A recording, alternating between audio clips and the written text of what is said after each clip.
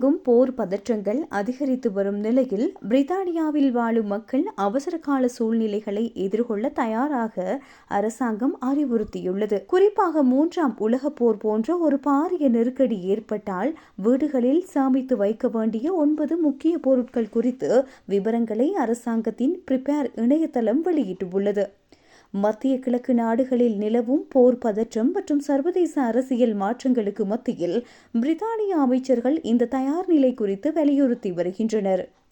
அதற்கமைய பேட்டரி அல்லது கையால் இயங்கும் டார்ச் லைட் மெழுகுபர்த்திகளை விட இவை பாதுகாப்பானவை என்பதால் இவற்றை வைத்திருக்க அறிவுறுத்தப்பட்டுள்ளது. மின்சாரம் தடைப்படும் பட்சத்தில் உங்கள் தொலைபேசியை சார்ஜ் செய்ய போர்ட்டபிள் பவர் பேங்க் வைத்திருப்பது முக்கியமாகும். மின்சாரம் இல்லாத போது அவசரகால செய்திகளை தெரிந்து கொள்ள மின்கலத்தில் இயங்கும் ரேடியோவை வைத்திருக்கவும். டார்ச் மற்றும் ரேடியோக்களுக்கு தேவையான மேலதிக மின்கலங்களை சேமித்து வையுங்கள். முதலுதவி பெட்டியில் பிளாஸ்டர்கள், பேண்டேஜ்கள், கிருமி நாசினி மற்றும் தெர்மோமீட்டர் போன்றவை இருப்பது அவசியமாகும்.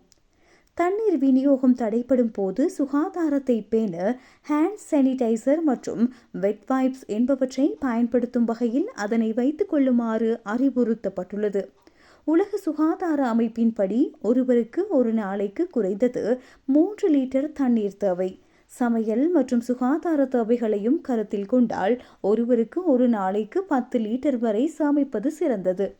சமைக்க தேவையில்லாத டின் உணவுகள் மற்றும் அவற்றை திறப்பதற்கான டின் ஓபனர் ஆகியவற்றை வைத்திருக்கவும். வீட்டில் குழந்தைகள் இருந்தால் அவர்களுக்கு தேவையான நாப்பிஸ் மற்றும் பேபி ஃபார்முலா பால்மா வகைகளை சமைக்கவும். சுடுதண்ணீர் வசதி இல்லாவிட்டாலும் பயன்படுத்தக்கூடிய ரெடி டு ஃபீட் பால் வகைகள் மிகவும் சிறந்தது. அதேவேளை இந்த பொருட்களை ஒரே நாளில் மொத்தமாக வாங்க தேவையில்லை என்றும் ஒவ்வொரு முறையும் நீங்கள் கடைக்கு செல்லும் போது சிறுக சிறுக சேர்த்து ஒரு அவசர கால பெட்டியை உருவாக்கலாம் என்றும் அரசாங்கம் அறிவுரை வழங்கியுள்ளது.